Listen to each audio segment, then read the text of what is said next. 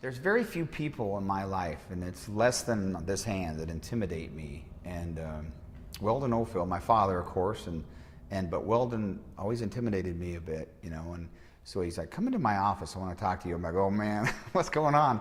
So I go in there, and he's like, "Shut the door."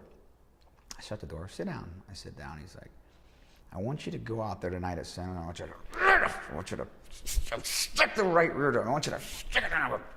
Run into those guys." And I mean, he gives me the pep talk, and he's got me all wound up. And I'm like, "Yeah, okay." And he's like, "I want you to get in there and ram them and run them." I'm like, "Okay." And I get up and I get to the door. I'll never forget. I open the door and he's like, "But don't crash my car."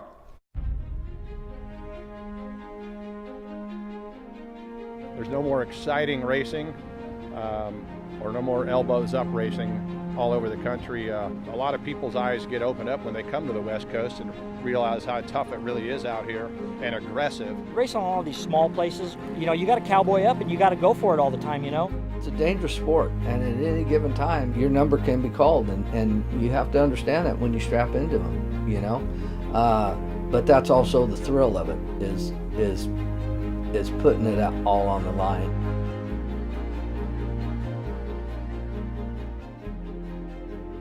When the World of Outlaws come out here, back in the days when Sammy was young, Kinzer, and I fell in love with them 410 sprint cars. I said, "You know what, we're gonna do this thing." It was really cool growing up as a kid, and you know, we kind of got into racing late. 1989, I did it. I bought one, and we went down to San Jose Speedway, and we went down there and whipped everybody from the Brent Kading to Nick Racino, Tim Green, Hurst. When you've hit your head as many times as I have, you don't remember a lot of the past.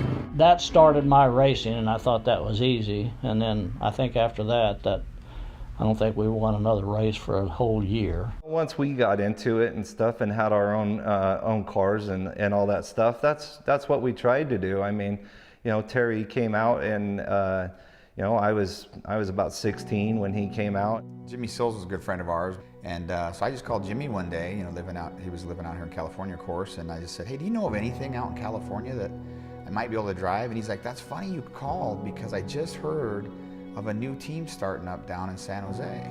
So I called Weldon, and he had me send a resume, so there wasn't much on it, I don't think. I interviewed him, and I chose Terry McCarl because of his energy. Well, Terry always brought that little extra attitude out in you because he always carried that. So, you know, we were struggling at first once we first got into it, and his dad had came out, Leonard, and brought a motor with him, and we kind of got our program turned around. I think we went nine or 10 races in a row we didn't finish when I started, and I was broke, and I didn't have the guts to ask Weldon for any money or anything, and I just went to him and said, "Hey, we got to do something different, or I have to leave." And he's like, "What?" I said, I'm gonna quit. You know, we gotta get a motor that runs in this thing. I'm way better driver. I looked horrible. I know everybody in the pits was wanting my ride. Shockingly, I still remember it like it was yesterday. Again, I thought he was gonna toss me out of his house and say, "Get out of here," but he's like, "You know, okay, let's get your dad's motor out here and see what we can do." And the first night we put it in at San Jose, I made the dash. That started our fun.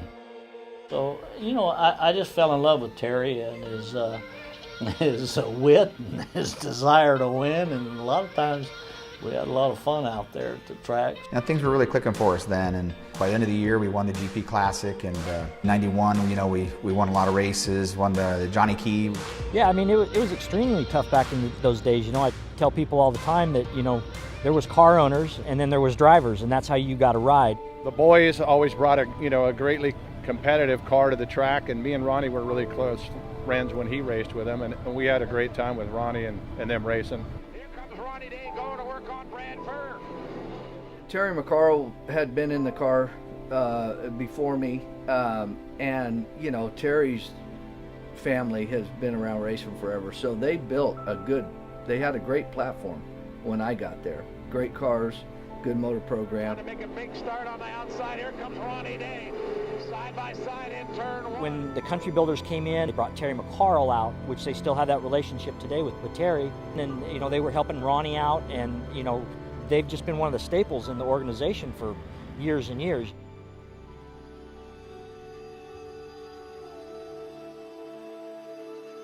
He spent a lot of money on us and that team to accomplish what we were able to do, and I always took that to heart. In the blink of an eye, I could tear that car up, you know, and I did quite a few times, and he had another one to put under me, you know. My dad's kind of like a Dick Vermeil, just more of the loving kind of direction at it instead of, you know, beating them down. I wasn't one of the demanding guys. I watched some of the owners before, if you don't do this and that. I think our success was just my sticking with them, the guys that we picked, and getting along and treating them with a lot of respect.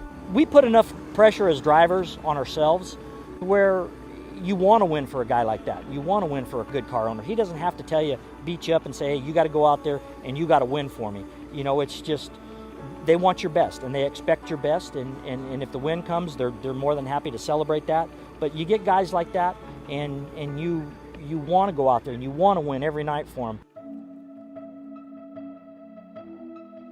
What I'd like for people to think of Country Builders is not only are we good in business and what we do, I want our race team to always be one of the elite teams. That family is, you know, they love racing, and you know, they're dedicated to it. They're still in it, and they're still competitive, and Kyle's, you know, got big shoes to fill between Terry and myself, and he'll make his own legacy, you know. Definitely a big part of the history out here. So it's great to be part of it, but you know, I just look for the future with Kyle. I think racing is great for families. It's a bond that we all share with racing, and hopefully Kyle keeps that going if he has the passion for it like we do, and it seems like he does, and he's taken right to it. He's a pretty amazing driver, and he's such a calm, cool kid that you don't think that hanging out with him. But Weldon told me that. He's like, wait till you see this kid. Once he puts that helmet on, he changes into a different person. So you can play baseball, you can play basketball, but you can't play racing. I just want to be seen as like a good competition that people like to race against.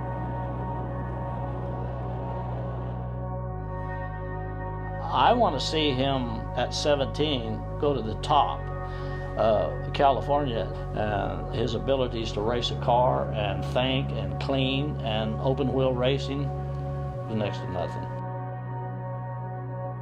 I'm lucky to be a part of this, like hearing all the stories of the past, all the things that they've done in the sport. I'm very lucky to be a part of it.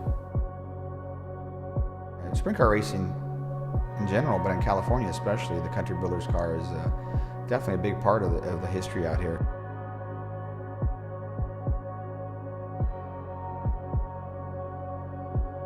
When I got in that race car, all of us wanted to do, all of us boys on that team, all we wanted to do was make Weldon proud of us.